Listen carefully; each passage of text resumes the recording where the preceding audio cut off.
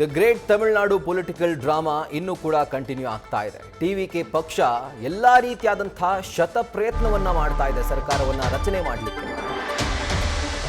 ಈಗ ಟಿವಿಕೆ ಪಕ್ಷದ ಮುಖಂಡರ ಕಣ್ಣು ಸಿಪಿಐ ಹಾಗೂ ಸಿಪಿಐಎಂ ಶಾಸಕರ ಮೇಲೆ ಬಿದ್ದಿದೆ. ಹೀಗಾಗಿ ಕಚೇರಿಗೆ ಭೇಟಿ ಕೊಟ್ಟು ಚರ್ಚೆ ಮಾಡಿದ್ದಾರೆ.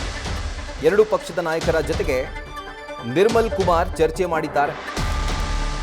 ಸರ್ಕಾರ ರಚನೆಗೆ ಬೆಂಬಲವನ್ನ ಕೋರಿ ಈ ರೀತಿಯಾದಂತಹ ಚರ್ಚೆಯನ್ನು ಅವರು ಮಾಡಿರುವಂಥದ್ದು. ಅಂಡ್ ಒಂದು ಸ್ಪಷ್ಟಪಡಿಸಿದ್ದಾರೆ, ಇದುವರೆಗೂ ನಾವು ಎನ್ಡಿಎ ಮೈತ್ರಿಕೂಟದ ಬೆಂಬಲ ಕೇಳಿಲ್ಲ, ಎನ್ಡಿಎ ಮೈತ್ರಿಯಲ್ಲಿದ್ದಂತಹ ಪಕ್ಷಗಳ ಬೆಂಬಲ ಕೇಳಿಲ್ಲ ಅಂತ ಅವರು ಸ್ಪಷ್ಟನೆ ನೀಡಿದ್ದಾರೆ. ಇನ್ನು ನಾಳೆ ಕಮ್ಯುನಿಸ್ಟ್ ಪಕ್ಷಗಳು ತಮ್ಮ ನಿರ್ಧಾರವನ್ನ ತಿಳಿಸಲಿವೆ. ಸೊ ಹೀಗಾಗಿ ಈ ಒಂದು ಡ್ರಾಮಾ ನಾಳೆ ಕೂಡ ಕಂಟಿನ್ಯೂ ಆಗುವಂಥ ಎಲ್ಲ ಸಾಧ್ಯತೆ ದಟ್ಟವಾಗಿ ಕಾಣಿಸ್ತಾ ಇದೆ. ಸಿಪಿಐ ಹಾಗೂ ಸಿಪಿಐಎಂ ಈ ಎರಡು ಪಕ್ಷಗಳಿಂದ ತಲಾ 2 ಶಾಸಕರು ಆಯ್ಕೆಯಾಗಿದ್ದಾರೆ. ಸೊ ಹಾಗಾಗಿ 2 ಪಕ್ಷಗಳಿಂದ 4 ಶಾಸಕರು ಅವರ ಸಂಖ್ಯಾಬಲ ಬೇಕು ಅಂತ ಹೇಳಿ ಇವತ್ತು ಟಿವಿಕೆ ಪಕ್ಷದ ನಾಯಕರು ಚರ್ಚೆ ಮಾಡಿದ್ದಾರೆ. ಖುದ್ದಾಗಿ ಅವರ ಕಚೇರಿಗೆ ತೆರಳಿ ಟಿವಿಕೆ ಪಕ್ಷದ ನಾಯಕ ನಿರ್ಮಲ್ ಕುಮಾರ್ ಚರ್ಚೆ ಮಾಡಿದ್ದಾರೆ. ಅಂಡ್ ನಾಳೆ ಶಾಸಕರ ಜೊತೆಗೆ ಹಾಗೂ ಪಕ್ಷದ ನಾಯಕರ ಜೊತೆಗೆ ಸಭೆಯನ್ನ ಮಾಡಿ ನಮ್ಮ ನಿರ್ಧಾರವನ್ನು ನಾವು ತಿಳಿಸ್ತೀವಿ ಅಂತ ಸಿಪಿಐ ಹಾಗೂ ಸಿಪಿಐಎಂ ಮುಖಂಡರು ತಿಳಿಸಿದ್ದಾರೆ. ಸೊ ಹೀಗಾಗಿ ನಾಳೆ ಕೂಡ ಈ ಪ್ರಹಸನ ಮುಂದುವರಿಯುತ್ತೆ. ಸೊ ಕಾಂಗ್ರೆಸ್ ಈಗಾಗಲೇ ಬೆಂಬಲವನ್ನು ಘೋಷಣೆ ಮಾಡಿದೆ ಟಿವಿಕೆಗೆ ಸರ್ಕಾರ ರಚನೆ ಮಾಡಲಿಕ್ಕೆ. ಸೊ 108 + 5 113.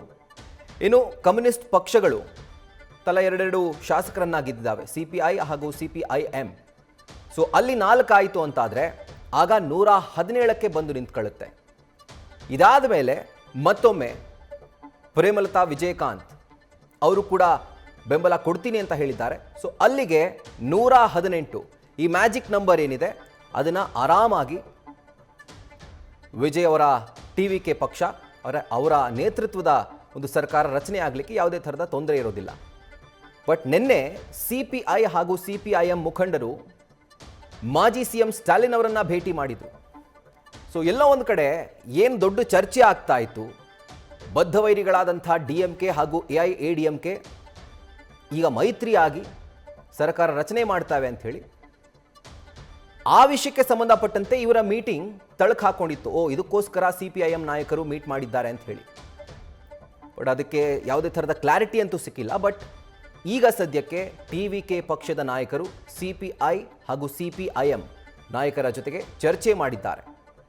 ಸರ್ಕಾರ ರಚನೆ ಮಾಡ್ತೀವಿ, ನಿಮ್ಮ ಬೆಂಬಲ ಬೇಕು ಅಂತ ಹೇಳಿ ಅವರು ಆ ಒಂದು ಕೋರಿಕೆಯನ್ನು ಸಲ್ಲಿಸಿದ್ದಾರೆ.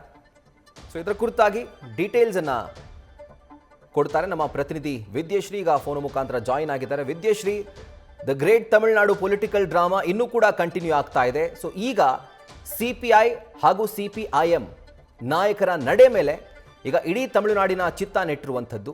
ಸೊ ಕೊಡುವಂತ ಸಾಧ್ಯತೆ ಇದೆಯಾ ಸಪೋರ್ಟ್ನ? ಸದ್ಯಕ್ಕೆ ಎಲ್ಲವೂ ಕೂಡ ಪಾಸಿಟಿವ್ ಅನ್ನಿಸ್ತಾ ಇದೆ. ನಟ ವಿಜಯ್ ಅವರ ಪರವಾಗಿ ತೀರ್ಮಾನಗಳು ಬರಬಹುದು. ಈ ಭೇಟಿ ಬಹಳ ಮುಖ್ಯ ಆಗಿತ್ತು ರಾಹುಲ್. ಈಗ 3 ಪಕ್ಷಗಳು, ಅದು ಡಿಎಂಕೆ ಮೈತ್ರಿಕೂಟದಲ್ಲಿದ್ದಂತಹ ಪಕ್ಷಗಳು 3, ಒಂದು ಸಿಪಿಐ, ಇನ್ನೊಂದು ಸಿಪಿಐಎಂ, ಮತ್ತೊಂದು ಬಿಸಿಕೆ, 3 ಪಕ್ಷಗಳು ಕೂಡ ತಲಾ 2 ಶಾಸಕ ಸ್ಥಾನವನ್ನ ಪಡ್ಕೊಂಡಿದ್ದಾವೆ. ಅಂದ್ರೆ ಒಟ್ಟು 6 ಸಂಖ್ಯೆ ಆಗುತ್ತೆ. ಆ ಒಟ್ಟು 6 ಸಂಖ್ಯೆ ಟಿವಿಕೆ ಜೊತೆ ಸೇರಿದ್ರೆ ಸರ್ಕಾರ ರಚನೆ ಮಾಡೋಕೆ ಸಿಂಪಲ್ ಮೆಜಾರಿಟಿ ಅವ್ರು ತಗೊಂಡ್ಬಿಡ್ತಾರೆ. ಸರ್ಕಾರ ರಚನೆಗೆ ಯಾವುದೇ ಅಡ್ಡಿ ಆತಂಕ ಇಲ್ಲ. ಒಂದು ಕಡೆ ರಾಜ್ಯಪಾಲರ ನಡೆ ಅದಕ್ಕೆ ಆಕ್ರೋಶ ವ್ಯಕ್ತವಾಗ್ತಾ ಇದೆ. ನೀವು ಬಹುಮತವನ್ನ ತಂದು ತೋರಿಸಿ ಅಂತೇನೆ ಪಟ್ಟು ಹಿಡಿದಿದ್ದಾರೆ ರಾಜ್ಯಪಾಲರಾಗಿರುವಂತಹ ರಾಜೇಂದ್ರ ವಿಶ್ವನಾಥ್ ಅರ್ಲೇಕರ್ ಅವರು. ಆ ಕಾರಣಕ್ಕಾಗಿ ಟಿವಿಕೆ ಪಕ್ಷ ಇದನ್ನ ತನ್ನ ಈ ಪ್ರೋಗ್ರಾಮ್ ಏನಿದೆ ಅದನ್ನ ಚುರುಕುಗೊಳಿಸಿದೆ. ಬಹುಮತ ಸಾಬೀತುಪಡಿಸುವಂತಹ ಪ್ರಯತ್ನವನ್ನ ಚುರುಕುಗೊಳಿಸಿದೆ. ಈ ಮೊದಲೇ ಸಿಪಿಐ, ಸಿಪಿಐಎಂ ಹಾಗೆ ವಿಸಿಕೆ ಈ 3 ಪಕ್ಷಗಳಿಗೂ ಒಂದು ಇಮೇಲ್ ಅನ್ನು ಮಾಡಿ ಬೆಂಬಲ ಕೇಳುವಂತಹ ಪ್ರಯತ್ನವನ್ನ ಟಿವಿಕೆ ಮಾಡಿತ್ತು. ಇವತ್ತು ಟಿವಿಕೆ ಪಕ್ಷದ ಸಿಟಿಆರ್ ನಿರ್ಮಲ್ ಕುಮಾರ್ ನೇರವಾಗಿ ಸಿಪಿಐ ಕಚೇರಿ ಹಾಗೆ ಸಿಪಿಐಎಂ ಕಚೇರಿ ಎರಡೂ ಕಚೇರಿಗಳಿಗೂ ಭೇಟಿಯನ್ನ ಕೊಟ್ಟು ತಮ್ಮ ಸರ್ಕಾರ ರಚನೆಗೆ ಬೆಂಬಲವನ್ನ ಕೊಡುವಂತೆ ಅವರು ಮನವಿಯನ್ನ ಮಾಡಿಕೊಂಡಿದ್ದಾರೆ. ಡಿಸಿಷನ್ ಏನು, ಸಿಪಿಐಎಂ ಆಗಿರಬಹುದು ಅಥವಾ ಸಿಪಿಐ ಆಗಿರಬಹುದು, ಅವ್ರು ಹೇಳಿರೋದಿಷ್ಟೇ, ನಾವು ತರಾತುರಿಯಲ್ಲಿ ನಿರ್ಧಾರವನ್ನ ತೆಗೆದುಕೊಳ್ಳೋದಿಲ್ಲ. ಇವತ್ತು ಅವರು ಡಿಎಂಕೆಯ ಸ್ಟಾಲಿನ್ ಅವರನ್ನ ಆಲ್ರೆಡಿ ಮೀಟ್ ಆಗಿದ್ದಾರೆ, ಮೂರೂ ಪಕ್ಷದ ನಾಯಕರು. ಯಾಕಂದ್ರೆ ಚುನಾವಣಾ ಪೂರ್ವ ಮೈತ್ರಿ ಇದ್ದಿದ್ದೇ ಡಿಎಂಕೆ ಜೊತೆಗೆ. ಸ್ಟಾಲಿನ್ ಅವರು ನೀವು ನಿಮ್ಮ ಸ್ವಂತ ನಿರ್ಧಾರವನ್ನ ತೆಗೆದುಕೊಳ್ಳಬಹುದು, ಅದಕ್ಕೆ ನಾವು ಅಡ್ಡಿ ಬರೋದಿಲ್ಲ ಅನ್ನುವಂಥ ಮಾತನ್ನ ಹೇಳಿದ್ದಾರಂತೆ. ಹಾಗಾಗಿ ಮೂರು ಪಕ್ಷಗಳು ನಾವು ನಾಳೆ ತೀರ್ಮಾನವನ್ನ ತೆಗೆದುಕೊಳ್ತೀವಿ, ನಾಳೆ ನಾವು ಸಭೆಯನ್ನ ಮಾಡ್ತೀವಿ ಅನ್ನುವಂಥ ಮಾತನ್ನ ಹೇಳಿದ್ದಾರೆ. ಜೊತೆಗೆ ರಾಜ್ಯಪಾಲರು ನಟ ವಿಜಯ್ ಅವರಿಗೆ ಸರ್ಕಾರ ರಚನೆಗೆ ಪದಗ್ರಹಣವನ್ನ ತೆಗೆದುಕೊಳ್ಳೋದಕ್ಕೆ, ಮುಖ್ಯಮಂತ್ರಿಯಾಗಿ ಅಧಿಕಾರವನ್ನ ಸ್ವೀಕಾರ ಮಾಡೋದಕ್ಕೆ ಬಹುಮತದ ಬೇಡಿಕೆಯನ್ನ ಇಟ್ಟಿರೋದನ್ನ ಈ ಮೂರು ಪಕ್ಷಗಳು ಖಂಡಿಸಿದ್ದಾವೆ. ಇದು ಬಹಳ ಪ್ರಮುಖವಾದಂತ ಪಾಯಿಂಟ್.